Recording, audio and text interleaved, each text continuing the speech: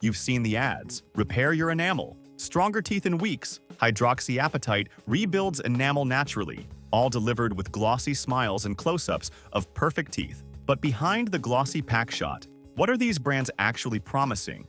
And do the claims stand up to real science? Today we're taking the marketing copy apart, cell by cell, and testing it against how enamel actually breaks down, what the evidence says about ingredients like hydroxyapatite and xylitol, and whether chewing a fancy gum is a dental revolution or a pleasant supplement to brushing. I want the boldest claim first. Which brands say they repair enamel outright? Some explicitly use the words remineralize, restore enamel, or repair micro lesions. Others lean on patented hydroxyapatite, or clinically shown in tiny types. That's where scrutiny begins. The gummy ad breakdown, what they're saying, and nudging you to believe. Brands marketing. Remineralizing gum typically use 3 persuasive moves. Ingredient spotlight, drop a technical-sounding molecule, hydroxyapatite, HAP, nano, HAP, calcium phosphate, or CPPACP, casein phosphopeptide amorphous calcium phosphate. Evidence shorthand, clinically shown, or in studies, without saying which study, who funded it, or how long it lasted. User narrative, real-looking testimonials and before/after close-ups to suggest immediate cosmetic repair. The marketing script is compact and effective. Technical jargon plus implied science equals trust. But marketing can omit how much active ingredient reaches enamel during chewing, how long it needs to be present, or whether a gum delivers clinically meaningful mineral deposition versus tiny cosmetic surface effects. So the claim may be true in a lab but not in real mouths? Exactly. The devil lives in dose, delivery, and clinical relevance. The battlefield. How enamel loses its minerals. Before we evaluate any gum, we must understand the opponent. Acid-driven demineralization. Enamel is a crystalline ceramic made mostly of hydroxyapatite, a calcium phosphate mineral. It's the hardest tissue in the body, but it is not invulnerable. Here's the shorthand war plan. Acid attack. Bacteria in plaque ferment sugars, producing acids, lactic acid, etc., that lower pH near the tooth surface. When pH dips below a critical threshold, approximately 5.5 for enamel, hydroxyapatite dissolves. Demineralization. Saliva's defense. Saliva buffers acids, supplies calcium and phosphate, and carries fluoride if present. It promotes remineralization by redepositing minerals into enamel crystals. Net balance. Teeth stay healthy when remineralization greater than or equal to demineralization. Caries and white spot lesions appear when repeated acid attacks outpace repair. So when a gum brand claims enamel repair, the meaningful question is, does the product shift the net balance toward remineralization in a way that reduces caries risk or reverses lesions? Cosmetic polishing is not the same as structural repair. Good clinical evidence must show outcomes like reduced lesion progression, increased enamel mineral density, or fewer new cavities over months or years. So chewing a gum that releases calcium might help only if it meaningfully tips the balance back over time? Yes, momentary mineral release that washes away without uptake won't prevent cavities. Frequency, concentration, and local chemistry matter.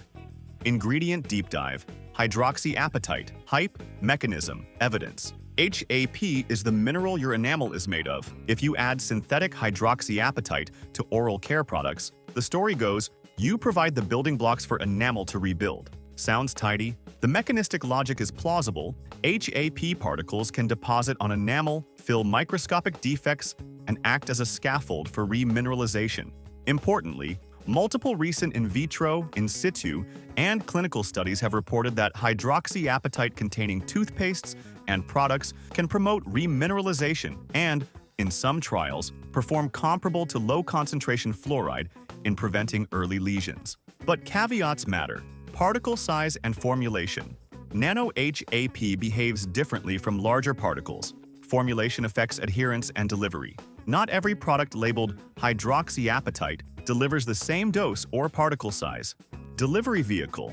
Most evidence for HAP is for toothpaste or gels, where close contact and mechanical brushing help deposit particles. Delivering HAP via gum is a different challenge. Does chewing release enough HAP, and does it remain on enamel long enough to integrate?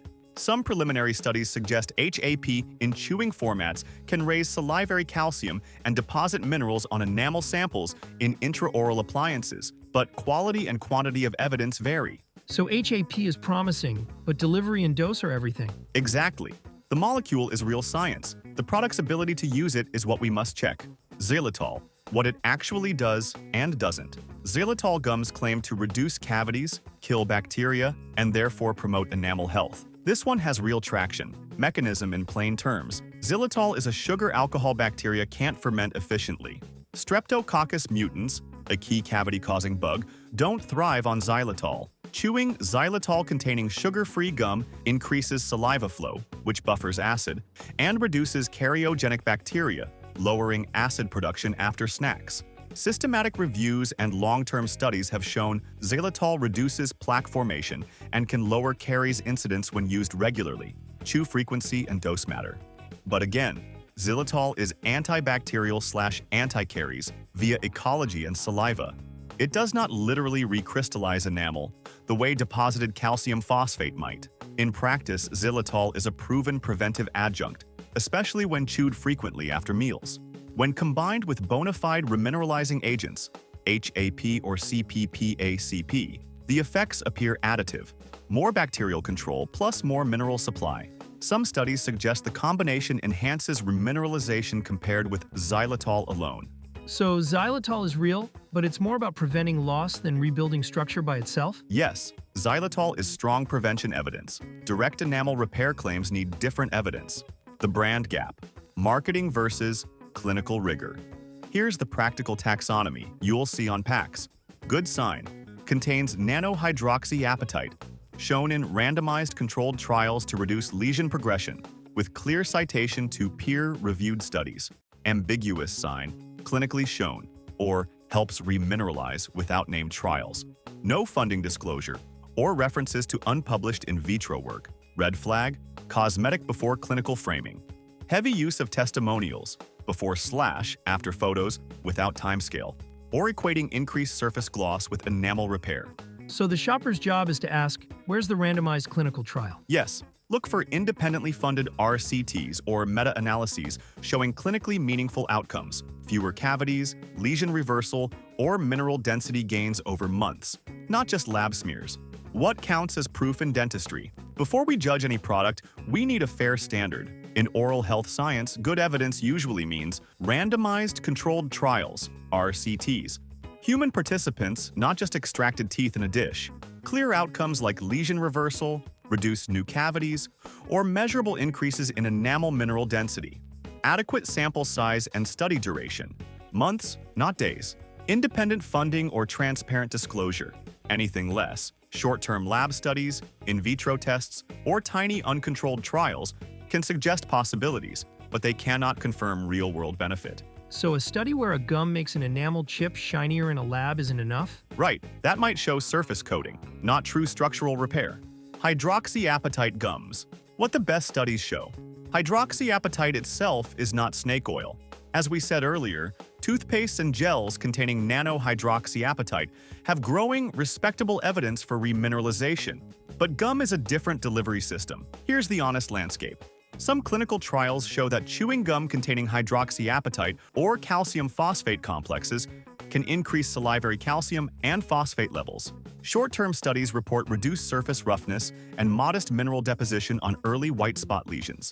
Certain intraoral appliance studies, where tiny enamel samples are worn in the mouth, demonstrate that HAP gum can slow mineral loss compared with placebo gum. All of that is encouraging. Encouraging sounds suspiciously like not proven. You're learning fast. Unlike hydroxyapatite, xylitol doesn't claim to patch enamel directly. Its power is ecological. When you chew xylitol gum, saliva flow increases, mouth pH rises, acid-producing bacteria struggle to metabolize xylitol. Plaque becomes less sticky and less aggressive. Decades of studies show that regular xylitol use reduces caries risk, especially in high-risk groups like children and orthodontic patients. So if a gum only has xylitol and no fancy minerals, is it still useful? Very. For pure prevention, xylitol gum has more consistent evidence than any remineralizing claim. But, and this is important, xylitol's effect is indirect. It creates better conditions for your own saliva and fluoride to do the heavy lifting. If you like clear, science-first breakdowns that separate marketing hype from real evidence, subscribe to Science Unlocked.